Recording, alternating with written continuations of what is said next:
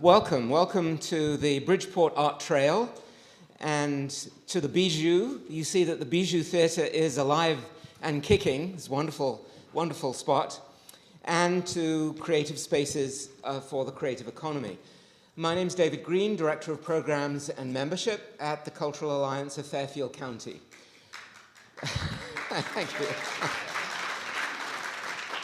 As many of you know, the Cultural Alliance is a non-profit membership service organization with more than 500 cultural non-profit creative business and individual artist members. Our core service is marketing our members' events, shows, concerts, and more through our FC Buzz website. And I hope you all know about FC Buzz. If not, there are cards up front. It's a free website. It's the best guide to what's going on in Fairfield County you will find. We also offer a range of professional development, advocacy, and other services as we network and connect across our membership, working to build a thriving creative economy in our region of coastal Fairfield County. If you need to know more, our Executive Director, Angela Whitford, who you met at the registration desk, will be more than happy to fill you in, as well as myself, of course. And please sign up if you don't already get our free weekly e-buzz that gives you our selection of the best 10 or 12 events happening in any one week, and also our free weekly, bi-weekly artists and organizations newsletters. There are sign-up sheets out front. Well, the idea for this conference has been building in my head for a while, as I've heard so many voices in so many meetings talk about the frustrations of not being able to find affordable space in order to live, work, perform, or show their work. It's thanks to Kim Morkay, president of Spinnaker, who responded to my casually mentioning this is something on my mind, and who virtually insisted that we do it at the Bridgeport Art Trail and in his building. Thanks too to Phil Kachmar, owner of the Bijou, for also enthusiastically taking this up, insisting that we do it in his building, and making it, and thank you, Phil, for making this financially viable. Thanks too to Avucella, which is providing the snacks and the coffee, and where I will be having lunch today, right across the street. And to Aaron Diamond at the Bijou, up in the booth there, for helping everything run so smoothly. Also, very many thanks to the City of Bridgeport. Unfortunately, both the Mayor and Tom Gill, Director of Economic Development, are away this weekend, as many people are, taking advantage of the holiday. And also to Richard Wenning of B Foundation for enabling us to professionally videotape today's events. You'll be able to watch each session on YouTube afterwards. If you prefer not to appear on YouTube, please let us know. Mike here is our videographer, and if you're asking a question and would prefer not to be on camera, just let him know, and he will respect your wishes. Lastly, of course, thanks to all our speakers and our 4 session chairs for volunteering their time and expertise today. Obviously, we couldn't have done this without you. Thank you very much. Okay, so we have some sign-up sheets in the lobby for lunch. So I encourage you to sign up so you can see who else is going to which restaurant.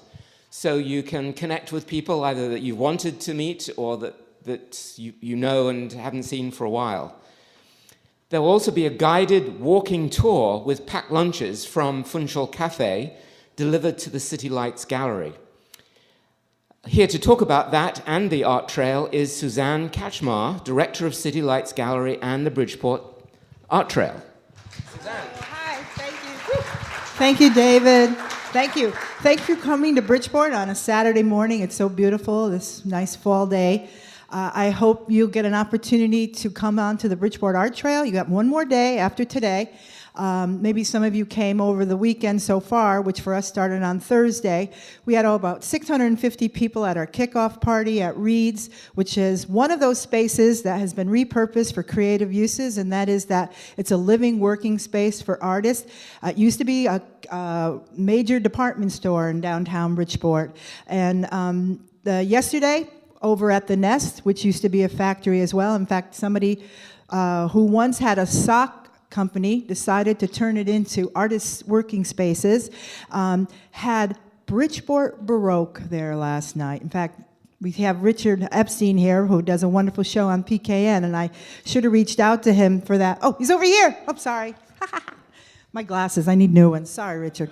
I thought you moved. I saw you over there, then I saw you over here. Anyway, we had people who play at Carnegie Hall, who are involved with St. John of the Vine early music program, playing harpsichord, flute, and recorder in downtown Bridgeport for free. And guess what? They said the acoustics in this old factory were great for their music.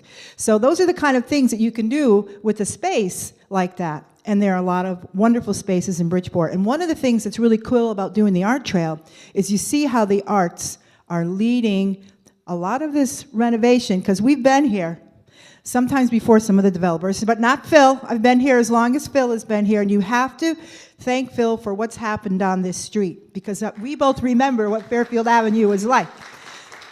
Very good. The first iteration of City Lights, our gallery, opened over 30 years ago in one of these vacant storefronts, which was a bar. And my first studio was not too far down the street at the end of the block here over Murphy's Law, which 30 years ago was a punk bar, and that's where I had my first artist studio. So now I'm back again, and I feel like we're just getting started about putting creativity incubators all over this city. So there'll be lots of opportunities to see it. I want to say that if you come on the walk, what we'll do today is we'll show places that are downtown. Things like Fletcher Thompson, which was a Mechanics and Farmers Savings Bank, where I had my first savings account, which is now the headquarters of Fletcher Thompson, which started over 100 years ago in Bridgeport, and now it's back here. And in Fletcher Thompson, not only will you see the renovation that they did to the building, where they filmed Righteous Kill with Robert De Niro and Al Pacino, you will, and they still have the vault there that was in the movie. You'll also see a Woodbury type, which is a small print by Chuck Close that's being auctioned off to raise funds for the Turnaround Arts program for the Bridgeport schools. City Lights was very, very lucky to be on the ground floor of the Turnaround Arts program when it came to Bridgeport, and got to spend some time with Chuck Close and go to a pizza party at Pace Gallery when he had a one-man show there with the kids.